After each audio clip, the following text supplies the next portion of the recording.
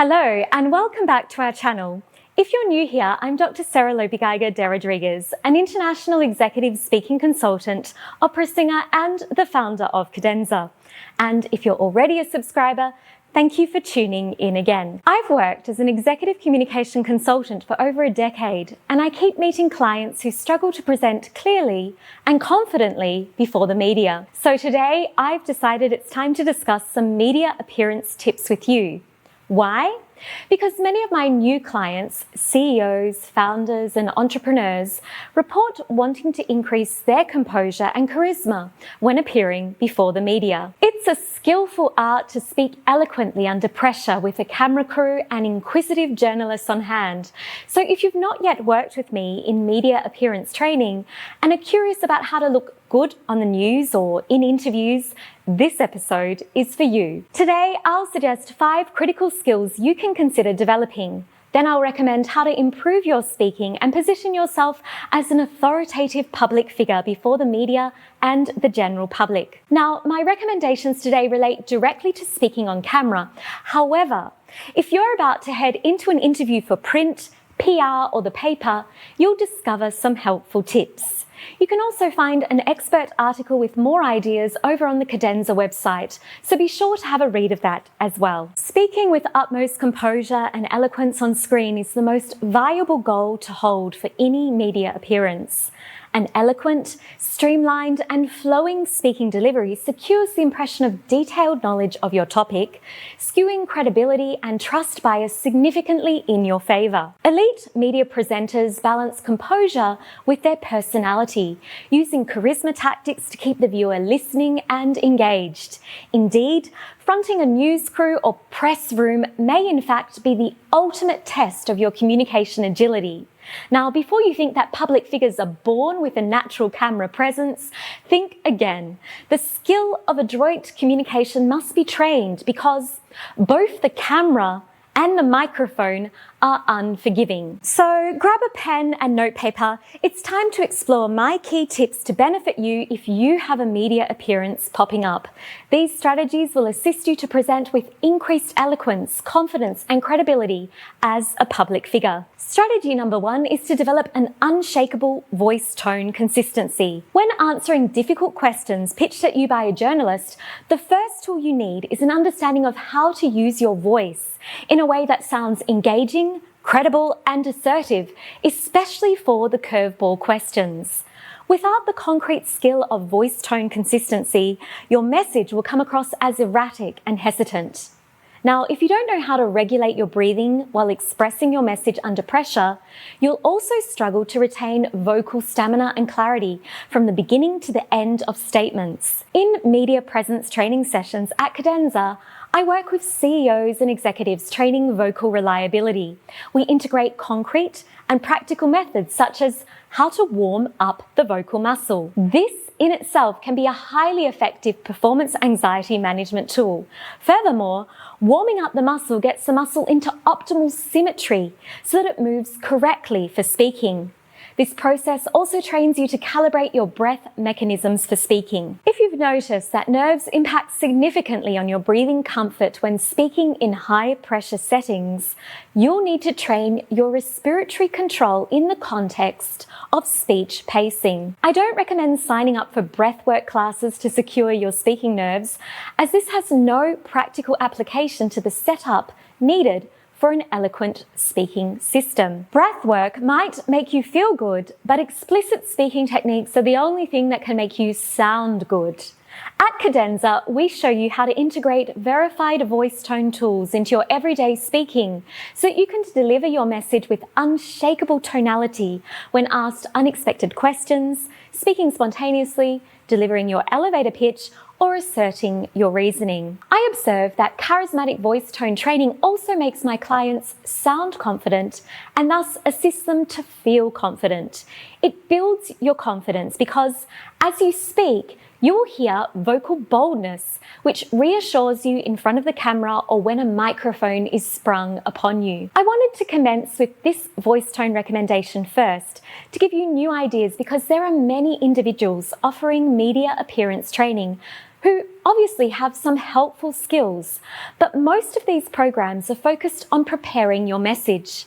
If you don't dedicate attention into preparing how your message sounds, however, you could have great content that you're sacrificing and sabotaging with vocal incredulity, hesitation, and audible breathing that will work against the charisma level of your presentation. Which brings us to our second area of consideration. Strategy number 2 is tight and precise speaking content. The use of a tight and precise structure will prepare you for media appearances. You only get limited time to answer the questions when appearing before the media.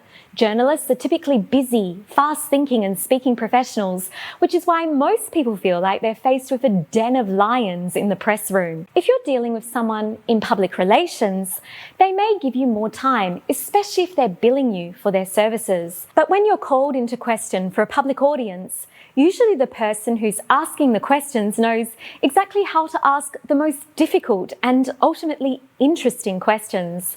More often than not, I find interesting questions are unexpected, unique questions. And this is where people can really struggle in a media interview. You'll see CEOs fumble for words and politicians hesitate when caught off guard.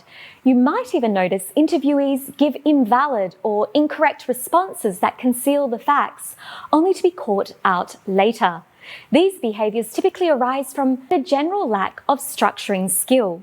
This is why I work with many CEOs, executives and personalities who are positioning themselves as public figures.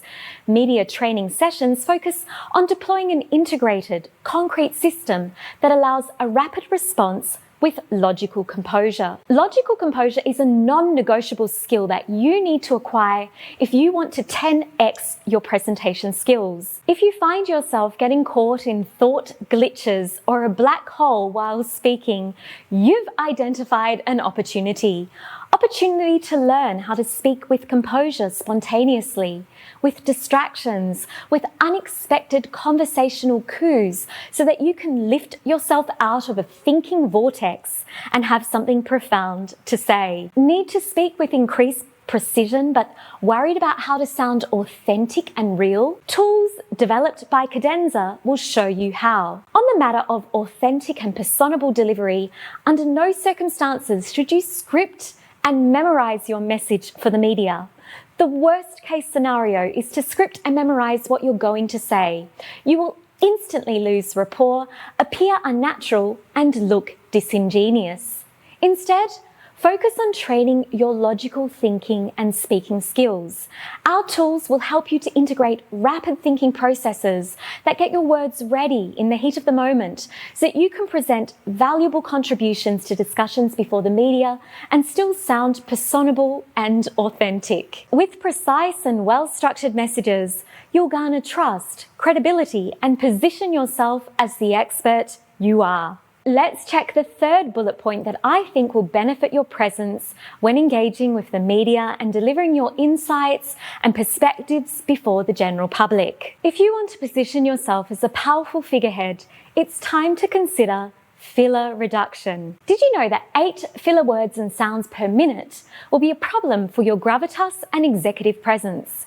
It is simply not okay to say and other such sounds if you want to establish yourself as an expert on your topic. Filler sounds like and and filler words like and the thing is deplete the integrity of what you're saying. Now, we don't want to sound super mechanically composed. The goal is certainly not to sound like Siri. We've already mentioned how important it is to sound authentic, but let me give you a tip on what will help you eradicate fillers. The solution to filler removal is not telling yourself to cease using them.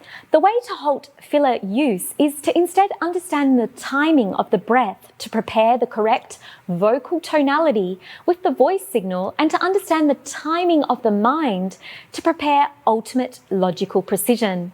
And that is both a mechanical and cognitive process, something that I can show you in consultation. Filler reduction involves concrete techniques.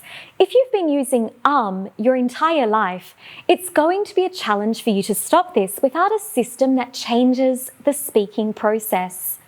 So we'd be dealing with various drills and methods that are based on recalibrating and adjusting your speech behaviour. Presenting anxiety is entirely normal, whether in front of an audience, in a pressure cooker meeting, investor pitch, or behind a camera lens. Freezing up on stage, moving too much or too little, struggling to project your voice tone, or feeling out of sync with your audience are just a few of the challenges we can face when public speaking or presenting.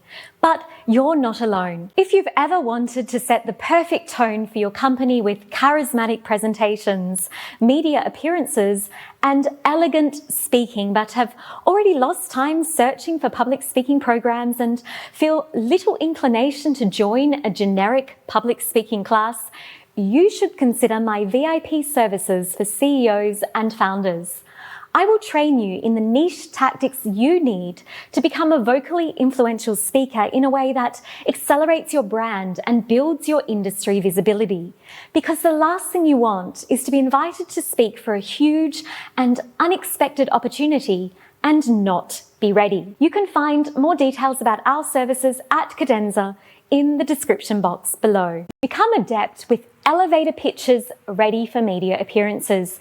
This is a really important one, so make sure you keep listening. Here, you should aim to acquire the skill of succinctly summarizing your modus operandi and raison d'etre. Ponder for a moment that your reason for being may vary at multiple moments if you're an industry figurehead. No doubt you have numerous projects, interests, and values that drive you. You can't always say the same thing, but you can stand for the same thing. Here is where we need to be agile in the way we position a powerful elevator pitch so that you have the capacity to integrate who it is that you are, why it is that you do what you do, in reference to the context of discussion, so that you can benefit your interviews and responses before the media with visionary presence and heartfelt passion. That's something that you should know how to build out rapidly and in a bespoke manner so that what you say holds relevance for your identity, but also for your audience of viewers, listeners, or readers. When I work with founders, entrepreneurs, and industry figures, I train my clients to rapidly concoct an elevated pitch to suit each room they need to enter. I'll develop your speed at concocting plausible and congruent pitches that align with your identity in a matter of seconds so that you can be ready to position and present logically sound pitches. That's a skill you can take into the boardroom, into team meetings, in front of investors or venture capitalists, so you won't just save it for media appearances. Okay, lastly, let's consider the final strategy block that I want you to build in this powerful wall ready to front up confident and poised for your next media appearance. The next thing you should consider is body proxemics.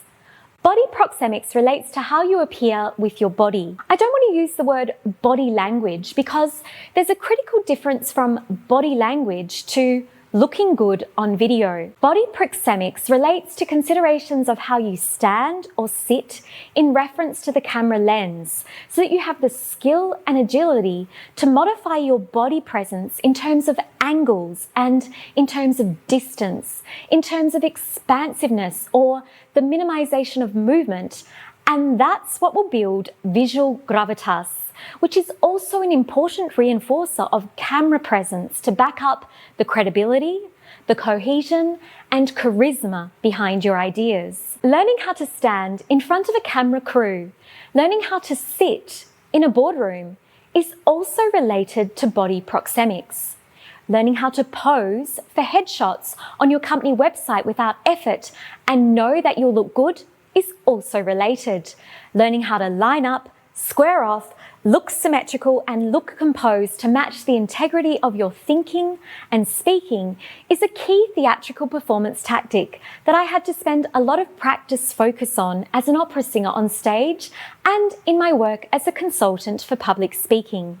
There are several key maneuvers that will drastically alter the way you appear on camera to build rapport, to build engagement, and I'd be willing to demonstrate and train you in these in sessions at Cadenza. I think we've very much covered our topic today. As we approach the end of this episode, I want you to consider that going in front of the media is nothing to be afraid of, especially if you're talking about something you believe in, something that you enjoy doing. Going in front of the media also, in terms of crisis communications, is an absolute privilege and nothing to be dismayed or avoidant of, because if you're communicating about a problem that needs fixing, or an error that you've noticed, or you need to be accountable for why, for whatever reason, your organisation did something wrong and the media is interrogating you, that's your opportunity, your deepest opportunity to build a trust bridge. Your chance to show up with credibility, to show up with confidence and charisma, as well as a code of ethics. You can appear before the media without crossing your fingers behind your back and hoping to sound confident. Recall instead that the key takeaway from this episode is that you confront the media with unshakable poise, composure, and charisma only through the use of integrated, verified communication tactics. My name is Dr. Sarah Lobigeiger de Rodriguez. Thank you so much for tuning into this episode. Don't forget to check the expert tips article for more ideas on media appearances. I've linked that one in the description box for you below. Also, if you enjoyed this episode, please subscribe and also click like. I hope you found this topic helpful. Do you have any questions? Use the comment section below. I read every comment and can't wait to hear from you. Thanks so much for watching, and ciao for now.